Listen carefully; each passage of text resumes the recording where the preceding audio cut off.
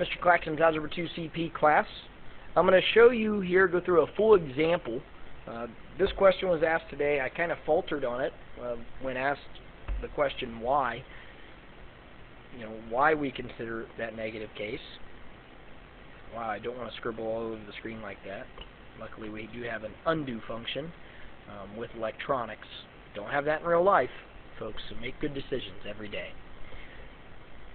So, what we're trying to do here is state the domain of a radical function. So what we need to consider only positive values underneath this. Again, this is an even root. This is a square root, even though we do not look at it as such. Mathematicians are very efficient. And as a result, we don't even write that 2 there for the square root. I know that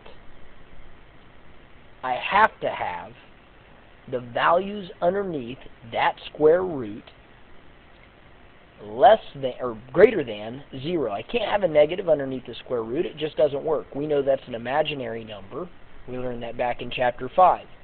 So I know that all I want to consider there is 0 and anything greater than 0. So positive values.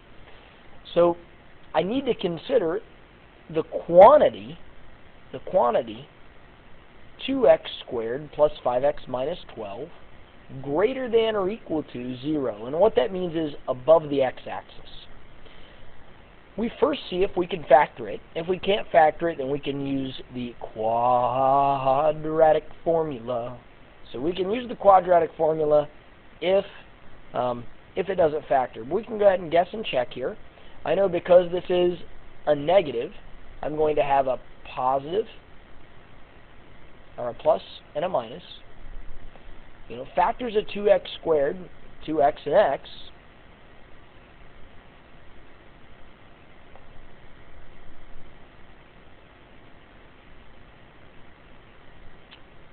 And then I need to strategically place factors of 12 here. So by strategically place factors of 12, I guess what I'm talking about to satisfy that quadratic.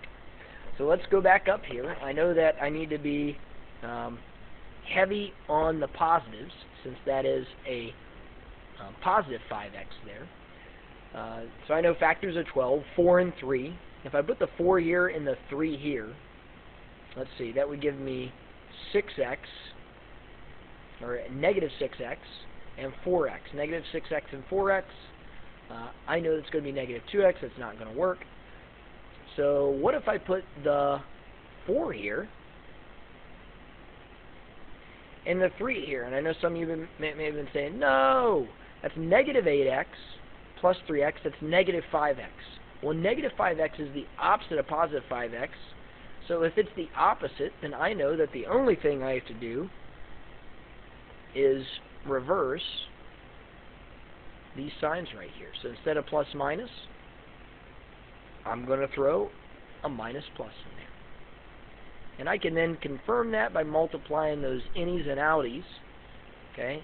I know that when I multiply the outies and innies, rather, or innies and outies, however you want to say it, I know that I'm going to get negative 3x here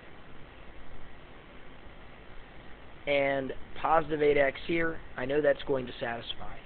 And if this were an equation, obviously we'd set it equal to 0. We know it's not an equation, it's an inequality.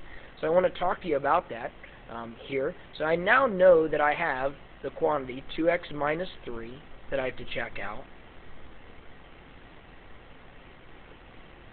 And x plus 4. And what I'm doing here is I'm establishing the smaller root or solution and the larger one. Because I'm still considering that's greater than or equal to 0. Remember, above the x-axis. I'm going to go ahead and show you now what this means by using that TI-83 Plus calculator. It gives a great visual. I turned it on. I already have this entered, and I want to graph that. And remember, I only want these values right here above the x-axis. So above the x-axis. If I could go ahead and just take a snapshot of that, I can see now that I'm going to have a smaller and a larger root. Obviously the smaller root is where? To the left, okay? And then the larger root would be on the right. So what value might this be? I know it's going to be in the negatives there. Well, let's check this out. Well, if this were an equation, I would have x needs to be -4 if this were an equation, right? So sometimes it's a lot easier to just look at it as an equation so you don't get confused, so it makes sense to you. If you want to do that, I'm not going to be opposed to it. Think of it as an equation. You know, think of it, oh, okay, so x equals -4. And then you can go back and erase that equal sign if you need to.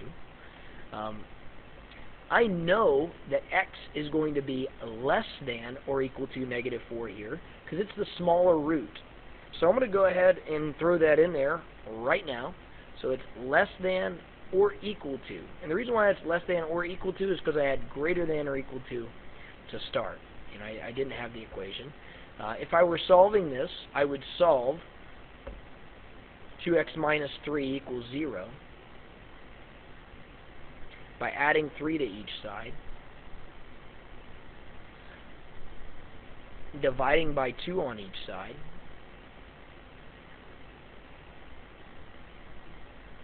so I know that x would be equal to 3.5, but I know it's not equal to here. I have to consider, remember, only those above the x-axis. Only those above the x-axis. Okay, so this right here, x has to be greater than 3/2 or 1.5. And when I say greater than, what I mean is greater than or equal to, because I'm including that point. So that's why I can state that my domain is the set of, and this is the fancy way, the set of x such that x is less than or equal to -4, connect with an or statement since it's a disjunction, where x is greater than or equal to 1.5, also written as 3/2. And this is the domain of my radical function. Okay. Mr. Claxon learned how to spell. Domain. There we go. Wasn't thinking there. Alright, so hopefully this has helped you a little bit. If you're still confused, you can come see me before school, after school, or during 7th period, as long as it is in the year 2013. Thank you very much.